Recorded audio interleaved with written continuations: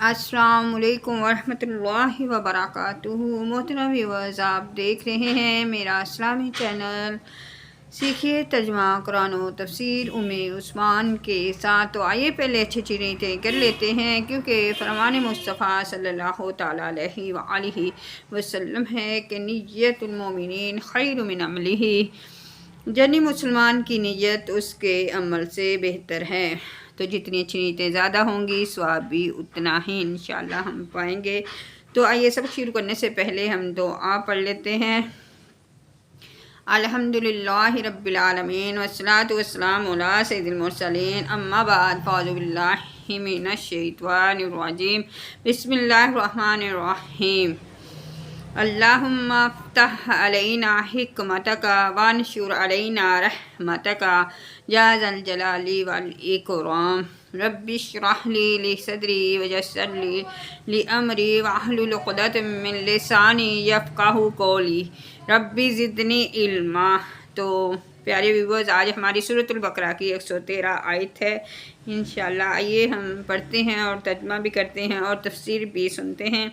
وقالت اليہود لیست النصارى علی شیء، وقالت النصارى لیست اليہود علی شیء، اور یہودیوں نے کہا کہ عیسائی کسی شے پر نہیں، اور عیسائیوں نے کہا کہ یہودی کسی شے پر نہیں۔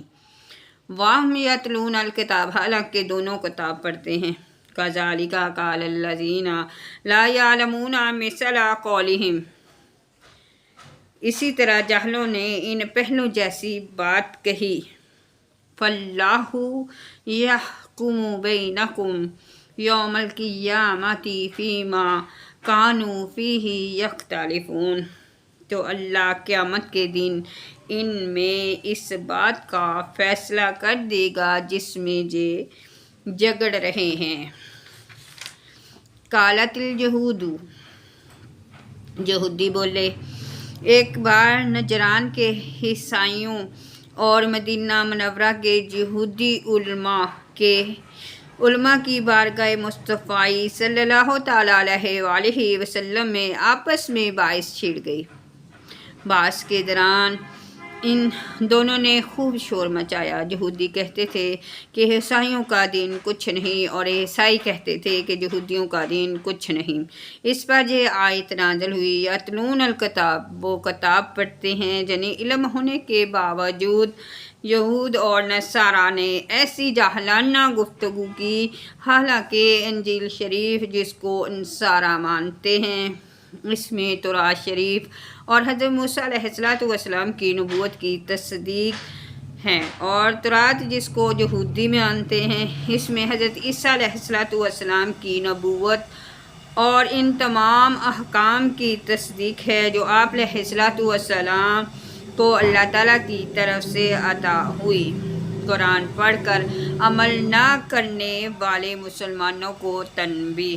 یہودیوں اور عیسائیوں کی اس روش کے بیان میں سید المرسلین حضرت محمد مصطفیٰ صلی اللہ علیہ وسلم کی امت کے ان مسلمانوں کے لیے بھی تنبیہ ہے کہ جو قرآن پاک پڑھتے ہیں اور اس میں بیان کیے گئے احکام سے آگاہ بھی ہیں، اور اس کے باوجود ان احکام پر عمل نہیں کرتے، اور اگر عمل کرتے بھی ہیں تو فقط ان احکام پر جو ان کی خواہشات کے موافق ہوں، اور جو احکام ان کی خواہش کے موافق نہیں ان پر عمل نہیں کرتے۔ حضرت زید بن ولید رضی اللہ تعالیٰ عنہ فرماتے ہیں کہ حضور اقدس صلی اللہ تعالیٰ علیہ وآلہ وسلم نے کسی بات کا تذکرہ فرمایا اور ارشاد فرمایا، یہ اس وقت ہوگا کہ جب علم اٹھ جائے گا۔ میں نے عرض کی، یا رسول اللہ صلی اللہ تعالیٰ علیہ وآلہ وسلم، علم کیسے اٹھ جائے گا؟ حالانکہ ہم قرآن پڑھتے ہیں اور اپنی اولاد کو پڑھاتے ہیں، اور وہ اپنی اولاد کو پڑھاتے ہیں، یعنی مسلسل آنے والی نسلیں اپنے بچوں کو قرآن پاک پڑھاتے ہیں، اور یہی سلسلہ قیامت تک جاری رہے گا۔ آپ صلی اللہ علیہ وسلم نے ارشاد فرمایا، اے زید، تیری ماں تجھے گم پائے، میں تمہیں مدینے کے فہیم یعنی عقل مند لوگوں میں شمار کرتا تھا، کیا یہودی اور عیسائی تورات اور انجیل نہیں پڑھتے؟ لیکن ان میں سے کوئی بھی اس پر عمل نہیں کرتا۔ اسی طرح مسلمان قرآن تو پڑھیں گے لیکن اس پر عمل نہیں کریں گے، اور جو اپنے علم پر عمل نہ کرے وہ اور جاہل دونوں برابر ہیں۔ اللہ تعالیٰ مسلمانوں کو قرآن مجید کی تلاوت کرنے، اسے سمجھنے اور اس کے احکام و تعلیمات پر عمل کرنے کی توفیق عطا فرمائے، آمین بجاہ النبی الامین صلو علی الحبیب صلی اللہ تعالی علی محمد۔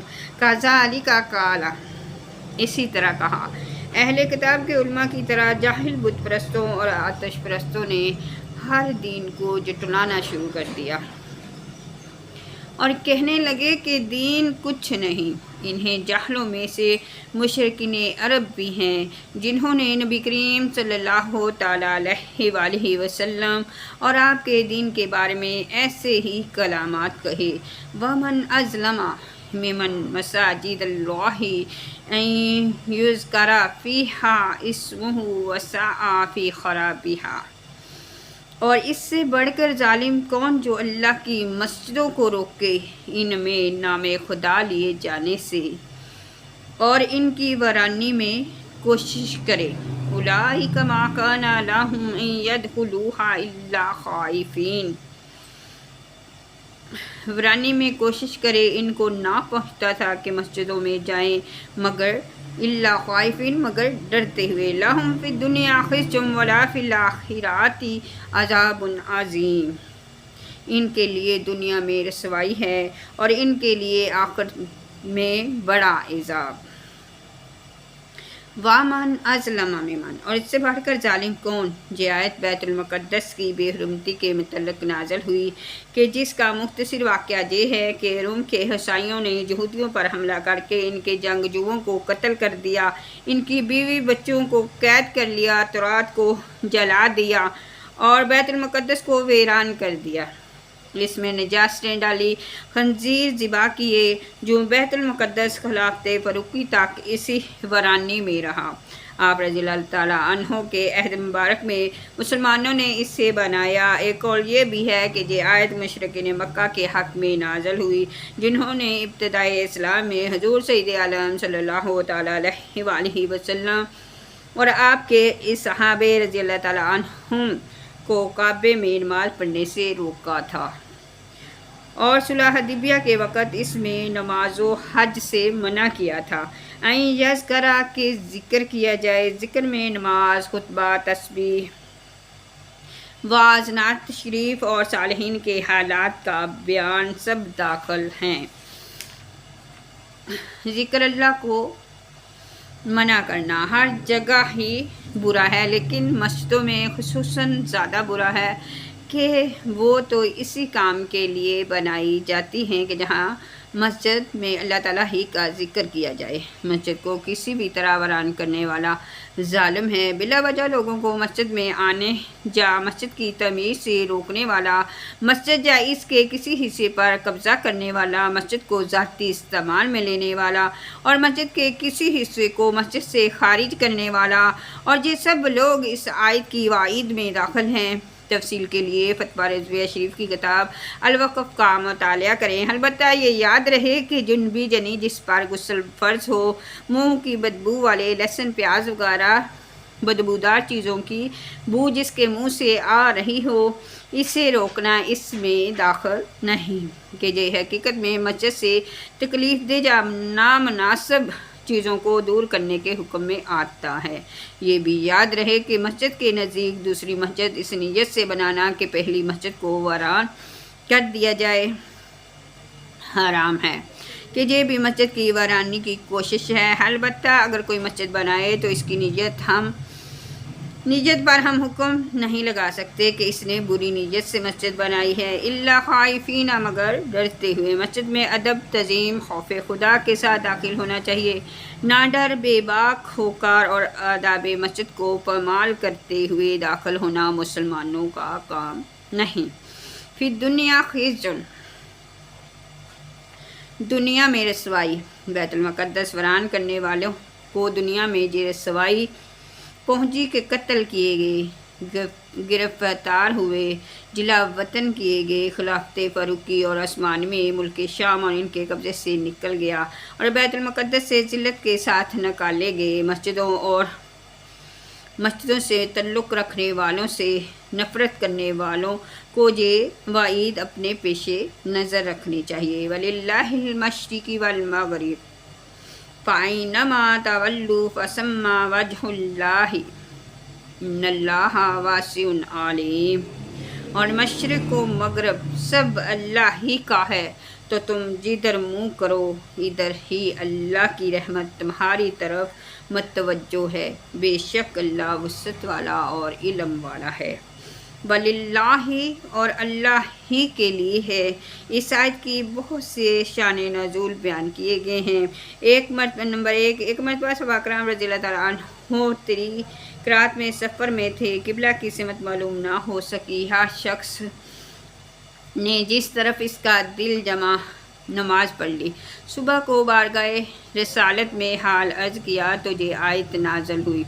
حضرت عبداللہ بن عمر رضی اللہ تعالیٰ عنہ فرماتے ہیں کہ یہ اس مسافر کے حق میں نازل ہوئی جو سواری پر نفل ادا کرے، اس کی سواری جس طرف متوجہ ہو جائے اسی طرف اس کی نماز درست ہے۔ اور نمبر 3، جب خانہ کعبہ کو قبلہ بنایا گیا تو یہودیوں نے مسلمانوں پر اعتراضات کیے، ان کے رد میں یہ آیت نازل ہوئی اور بتایا گیا کہ مشرق و مغرب سب اللہ تعالیٰ کا ہے، جس طرف چاہے قبلہ معین فرمائے، کسی کو اعتراض کا کیا حق ہے۔ اور نمبر 4، جب آیت دعا ادعونی استجب لکم نازل ہوئی تو حضور پر نور صلی اللہ تعالیٰ علیہ وآلہ وسلم نے سے دریافت کیا گیا کہ کس طرح منہ کر کے دعا کی جائے۔ اس کے جواب میں یہ آیت نازل ہوئی، فَإِنَّمَا تَوَلُّوا تم جدھر منہ پھیرو۔ معلوم ہوا کہ قبلہ کی سمت معلوم نہ ہو سکے تو جس طرف دل جمے کہ خانہ کعبہ اسی سمت ہوگا تو اس طرف منہ کر کے نماز پڑھیے۔ اس بارے میں تفصیلی احکام جاننے کے لیے بہار شریعت حصہ 3 کا مطالعہ فرمائیے۔ یہ یاد رہے کہ خانہ کعبہ ہی قبلہ ہے، جہاں جو اجازت ہے وہ مخصوص صورتوں میں ہے۔ وَقَالُوا اتَّخَذَ اللَّهُ وَلَدًا اور بولے خدا نے اپنے لیے اولاد رکھی۔ سبحانہ بل لہ ما فی السماوات والارض کل اللہ قانتون۔ اور اولاد رکھی پاکی ہے اس سے، بلکہ اس کے ملک ہے جو کچھ آسمانوں اور زمین میں ہے، سب اس کے حضور گردن ڈالے ہیں۔ اور مشرکوں نے کہا اللہ نے اپنے لیے اولاد بنا رکھی ہے، وہ پاک ذات ہے، بلکہ جو کچھ آسمانوں اور زمین میں ہے سب اسی کی ملکیت میں ہے، سب اس کے حضور گردن جھکائے ہوئے ہیں۔ سبحان اللہ پاک ہے۔ یہودیوں نے حضرت عزیر علیہ السلام کو اور عیسائیوں نے حضرت عیسیٰ علیہ السلام کو خدا کا بیٹا مانا، اور جب کہ مشرکین عرب نے فرشتوں کو خدا کی بیٹیاں قرار دیا۔ جیسا کہ تینوں چیزیں قرآن پاک میں مذکور ہیں، ان سب کے رد میں یہ آیت نازل ہوئی۔ لاہ ما فی السماوات والارض، اس کا جو آسمانوں میں ہے، کسی کی اولاد اس کی ملکیت نہیں ہو سکتی، اور جب آسمانوں اور زمین کی ہر چیز اللہ تعالیٰ کی ملکیت ہے تو اس کی اولاد کیسے ہو سکتی ہے؟ نیز اولاد حقیقت میں ماں باپ کا جز ہوتی ہے اور آدمی اپنے جز کا مالک نہیں ہوتا۔ بدیع السماوات والارض وَإِذَا قَضَىٰ أَمْرًا فَإِنَّمَا يَقُولُ لَهُ كُن فَيَكُونُ۔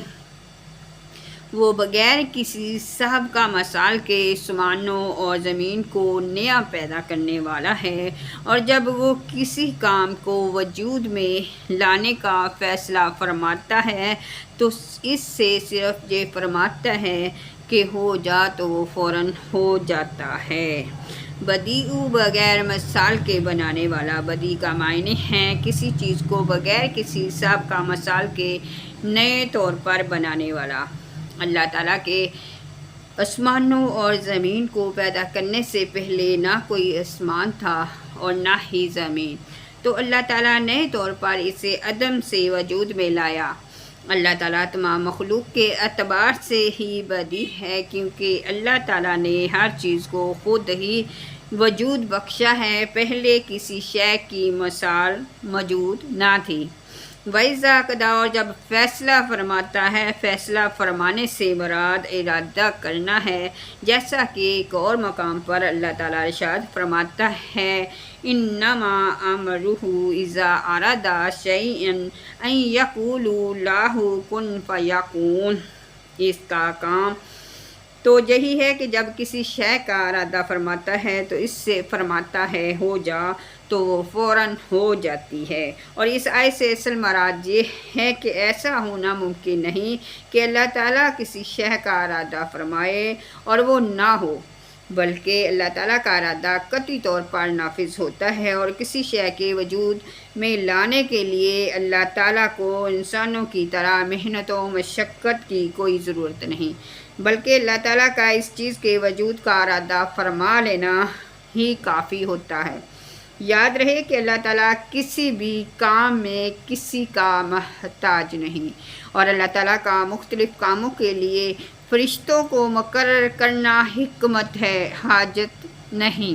وَقَالَ الَّذِينَ لَا يَعْلَمُونَ لَوْلَا يُكَلِّمُونَ اللَّهُ أَوْ تَأْتِينَا آيَاتٌ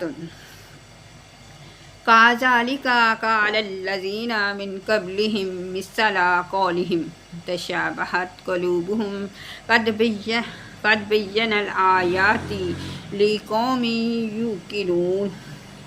اور جاہلوں نے کہا اللہ ہم سے کیوں نہیں کلام کرتا، یا ہمارے پاس کوئی نشانی کیوں نہیں آ جاتی؟ ان سے پہلے لوگوں نے بھی ایسی ہی بات کہی تھی، تو ان کے دل آپس میں ایک جیسے ہو گئے۔ بے شک ہم نے یقین کرنے والوں کے لیے نشانیاں کھول کر بیان کر دیں۔ الذین لا یعلمون، جو نہیں جانتے۔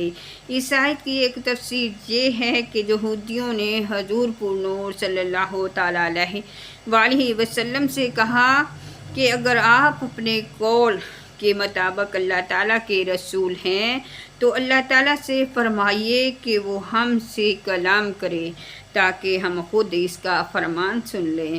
اس پر اللہ تعالیٰ نے ارشاد فرمایا کہ ان سے پہلے یہودیوں نے بھی حضرت موسیٰ علیہ السلام سے ایسی ہی بات کہی تھی۔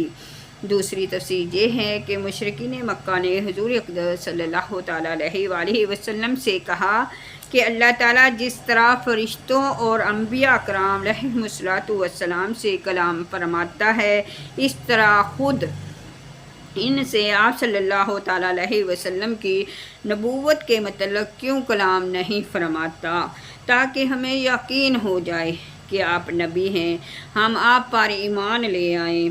ہمارے پاس کوئی ایسی نشانی کیوں نہیں آ جاتی جس سے ہمیں آپ کی صداقت معلوم ہو جائے۔ اللہ تعالیٰ فرماتا ہے کہ ان مشرکوں سے پہلے کفار نے بھی اپنے رسولوں سے ایسی ہی بات کہی تھی۔ یہ ان کا کمال تکبر اور نہایت سرکشی تھی۔ انہوں نے اپنے آپ کو انبیاء کرام علیہم السلام اور ملائکہ کے برابر سمجھا۔ تشابہت قلوبہم، ان کے دل آپس میں مل گئے۔ یہود اور نصارہ مشرکین کے اقوال کا گزشتہ منکرین کے اقوال کے مطابق ہونا ان کے دلوں کی سختی اور کفر کے ایک دوسرے سے مشابہ ہونے کی علامت ہے۔ اس میں نبی کریم صلی اللہ تعالیٰ علیہ وآلہ وسلم کو تسلی دی گئی کہ آپ جہلوں کی سرکشی کے انکار سے رنجیدہ نہ ہوں۔ پچھلے کفار بھی اپنے انبیاء علیہم السلام کے ساتھ ایسا ہی کرتے تھے، جیسے یہودیوں نے حضرت موسیٰ علیہ السلام سے کہا تھا کہ ہم آپ کی بات نہ مانیں گے جب تک کہ اللہ تعالیٰ کو اعلانیہ نہ دیکھ لیں۔ یاد رہے کہ کفار سے معاشرے، لباس، وضاقتہ میں بھی مشابہت کرنا منع ہے۔ کہ ظاہر و باطن کی علامت ہوتا ہے اور ظاہر کا باطن پر اثر ہوتا ہے، لہذا کفار کے طور طریقے سے بالکل دوری اختیار کی جائے تاکہ ان کا ظاہر مسلمان کے باطن کو متاثر نہ کرے۔ اِنَّا أَرْسَلْنَاكَ بِالْحَقِّ بَشِيرًا وَنَذِيرًا وَلَا تُسْأَلُ عَنْ أَصْحَابِ الْجَحِيمِ، اور اے حبیب بے شک ہم نے تمہیں حق کے ساتھ خوشخبری دینے والا اور ڈر کی خبریں دینے والا بنا کر بھیجا، اور آپ سے جہنمیوں کے بارے میں سوال نہیں کیا جائے گا۔ ارسلنا کا ہم نے آپ کو بھیجا، حضور پر نور صلی اللہ تعالیٰ علیہ وآلہ وسلم جنت کی خوشخبری دینے والے اور دوزخ سے ڈرانے کی خبریں دینے والے ہیں۔ آپ صلی اللہ تعالیٰ علیہ وآلہ وسلم کی تبلیغ کے باوجود اگر کوئی جہنم کی راہ جاتا ہے تو اس کے متعلق آپ صلی اللہ تعالیٰ علیہ وآلہ وسلم سے سوال نہ ہوگا کہ وہ کیوں ایمان نہ لایا، اس لیے کہ آپ صلی اللہ علیہ وسلم نے اپنا فرض تبلیغ پورے طور پر ادا فرما دیا۔ وَلَن تَرْضَىٰ عَنْكَ الْيَهُودُ وَالنَّصَارَىٰ حَتَّىٰ تَتَّبِعَ مِلَّتَهُمْ قُلْ إِنَّ هُدَى اللَّهِ هُوَ الْهُدَىٰ وَلَئِنِ اتَّبَعْتَ أَهْوَاءَهُمْ بَعْدَ الَّذِي جَاءَكَ مِنَ الْعِلْمِ مَا لَكَ مِنَ اللَّهِ مِنْ وَلِيٍّ وَلَا نَاصِرٍ، اور یہودی اور عیسائی ہرگز آپ سے راضی نہ ہوں گے جب تک کہ آپ ان کے دین کی پیروی نہ کر لیں۔ تم فرما دو اللہ کی ہدایت ہی حقیقی ہدایت ہے، اور اے مخاطب اگر تیرے پاس علم آ جانے کے بعد بھی تو ان کی خواہشات کی پیروی کرے گا تو تجھے اللہ سے کوئی بچانے والا نہ ہوگا اور نہ ہی کوئی مددگار ہوگا۔ وَلَن تَرْضَىٰ، اور ہرگز راضی نہ ہوں گے۔ فرمایا جا رہا ہے کہ اے حبیب صلی اللہ تعالیٰ علیہ وآلہ وسلم یہودی اور عیسائی ہرگز آپ سے راضی نہ ہوں گے جب تک آپ ان کے دین کی پیروی نہ کر لیں، اور یقیناً یہ بات ناممکن ہے کہ آپ ان کے دین کی پیروی کریں کیونکہ وہ باطل ہیں۔ ان کے مقابلے میں آپ جواب دیں کہ اللہ تعالیٰ کی ہدایت ہی حقیقی ہدایت ہے جو اس نے مجھے عطا فرما رکھی ہے۔ اس آیت سے یہ بھی سمجھ آتا ہے کہ کفار بحیثیت مجموعی مسلمانوں سے کبھی راضی نہیں ہو سکتے، اگرچہ ظاہری طور پر کبھی حالات مختلف ہو جائیں۔ افسوس کہ ہزاروں تجربات کے بعد بھی مسلمان سبق نہیں سیکھتے۔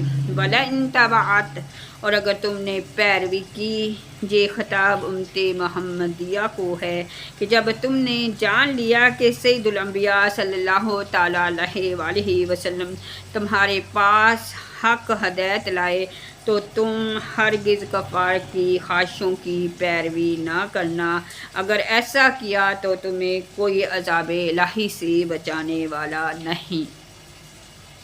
الذین آتیناہم الکتاب یتلونہ حق تلاوتہ اولئک یؤمنون بہ ومن یکفر بہ فاولئک ھم الخاسرون، اور وہ لوگ جنہیں ہم نے کتاب دی ہے تو وہ اس کی تلاوت کرتے ہیں جیسا تلاوت کرنے کا حق ہے، یہی لوگ اس پر ایمان رکھتے ہیں، جو اس کا انکار کریں تو وہی نقصان اٹھانے والے ہیں۔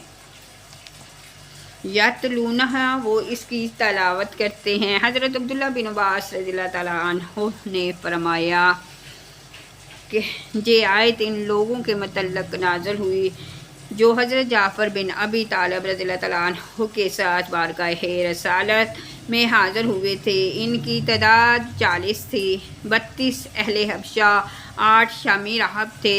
ان میں بحیرہ راہب بھی تھا جنہوں نے بچپن میں سفر شام میں نبی کریم صلی اللہ تعالیٰ علیہ وآلہ وسلم کو پہچانا تھا۔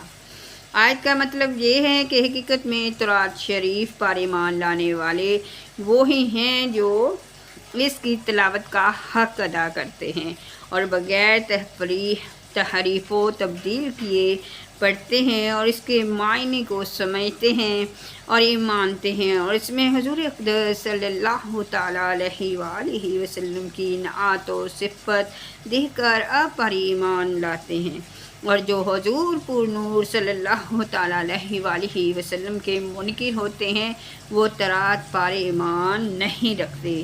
قرآن مجید کے حقوق، اس سے یہ بھی معلوم ہوا کہ کتاب اللہ کے بعد سے بہت سے حقوق ہیں۔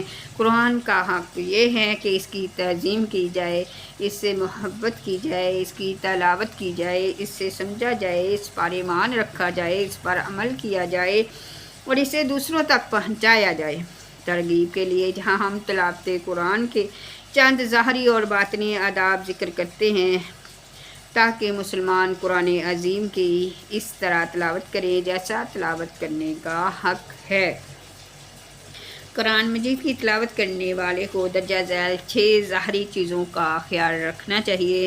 باوضو ہو کر، قبلہ روح ہو کر، مؤدب ہو کر، عجز و انکساری کے ساتھ بیٹھے، آہستہ پڑھے، اس کے معنی میں غور و فکر کرے، تلاوت قرآن کرنے میں جلد بازی سے کام نہ لے۔ دوران تلاوت رونا بھی چاہیے، اگر رونا نہ آئے تو رونے جیسی شکل بنا لے، یہ آیت کی تلاوت کا حق بجا لائے۔ اگر قرأت سے ریاکاری کا اندیشہ ہو یا کسی کی نماز میں خلل پڑتا ہو تو آہستہ آہستہ تلاوت کرے، جہاں تک ممکن ہو قرآن پاک کو خوش الحانی کے ساتھ پڑھے۔ قرآن کریم کی تلاوت کرنے والے کو درجہ ذیل 6 باطنی چیزوں کا بھی خیال رکھنا چاہیے۔ قرآن مجید کی عظمت دل میں بٹھا لے، قرآن مجید پڑھنے سے پہلے اللہ تعالیٰ کی عظمت دل میں بیٹھائے اور خیال کرے کہ یہ کس عظیم ذات کا کلام ہے، میں کس باریک کام کے لیے بیٹھا ہوں۔ قرآن کریم کی تلاوت کرتے وقت دل کو حاضر رکھے، ادھر ادھر خیال نہ کرے، برے خیالات سے دل کو آلودہ نہ کرے، اور جو بے خیالی میں پڑ چکا ہے اسے ازے سر نو توجہ سے پڑھے۔ ہر حکم کے معنی میں غور و فکر کرے، اگر سمجھ میں نہ آئے تو اس سے بار بار پڑھے، اگر کسی آیت کے پڑھنے سے لذت محسوس ہو تو اس سے پھر پڑھے کہ یہ دوبارہ پڑھنا زیادہ تلاوت کرنے سے بہتر ہے۔ جس طرح آیات کا مضمون تبدیل ہوتا رہے اسی طرح مضمون کے مطابق دل کی کیفیت بھی بدلتی رہے اور قرآن کے رنگ میں رنگتی جائے۔ نمبر 6، قرآن مجید کی تلاوت اس طرح کرے کہ گویا یہ قرآن اللہ تعالیٰ کی بارگاہ سے سن رہا ہے اور خیال رہے کہ ابھی اس ذات کی جانب سے سن رہے ہیں۔ یا بنی اسرائیل اذکروا نعمتی التی انعمت علیکم وانی فضلتکم علی العالمین، اور اے یعقوب کی اولاد، میرا احسان یاد کرو جو میں نے تم پر کیا اور جو میں نے اس زمانے کے سب لوگوں پر تمہیں فضیلت عطا فرمائی۔ یا بنی اسرائیل، اے بنی اسرائیل، جہاں سے ایک بار پھر بنی اسرائیل کو اللہ تعالیٰ کی نعمتیں یاد دلائی جا رہی ہیں تاکہ ان پر قائم کی گئی حجت مزید مضبوط ہو جائے۔ اس آیت سے 2 مسئلے معلوم ہوئے۔ نبی کی اولاد ہونا باعث عزت ہے اور اللہ تعالیٰ کی رحمت ہے۔ نمبر 2، اللہ تعالیٰ کی نعمتوں کا چرچا کرنا، ذکر کرنا شکر کی ایک قسم ہے، لہٰذا حضور پر نور صلی اللہ تعالیٰ علیہ وآلہ وسلم کی ولادت مبارکہ کا تذکرہ کرنا، یہ اس کی محفل کرنا اسی قسم میں داخل ہے۔ انی فضلتکم، بے شک میں نے تمہیں فضیلت دی۔ بنی اسرائیل اپنے زمانے میں تمام لوگوں سے افضل تھے کیونکہ یہ نبیوں کی اولاد تھے اور ان میں صالحین بہت زیادہ تھے۔ اب حضور اکرم صلی اللہ علیہ وآلہ وسلم کا نکار کر کے اور سرکشی کر کے ذلیل ہو گئے۔ اس سے معلوم ہوا کہ عزت حضور اقدس صلی اللہ تعالیٰ علیہ وآلہ وسلم کے قدم سے وابستہ ہے۔ سبحان اللہ، جو ان کا ہو گیا عزت پا گیا اور جو ان سے پھر گیا وہ ذلیل اور رسوا ہو گیا۔ اعلیٰ حضرت امام احمد ظاہر رحمۃ اللہ علیہ فرماتے ہیں، خدا کا یہی ہے در نہیں اور کوئی مفر و مکر جو وہاں سے ہو جہیں آ کے ہو، جو جہاں نہیں وہ وہاں نہیں۔ صلو علی الحبیب۔ تو میرے محترم ویورز، آج کا سبق ہمارا اتنا ہی۔ کل انشاءاللہ عز و جل ہم 123 آیت سے دوبارہ شروع کریں گے۔ دعاؤں میں یاد رکھیے گا۔ اللہ ہم سب کا حافظ و ناصر ہو، اور ہمارے بچوں کو اللہ تعالیٰ دین کی تعلیم سیکھنے اور اس پر عمل کرنے کی توفیق عطا فرمائے۔ السلام علیکم ورحمۃ اللہ وبرکاتہ۔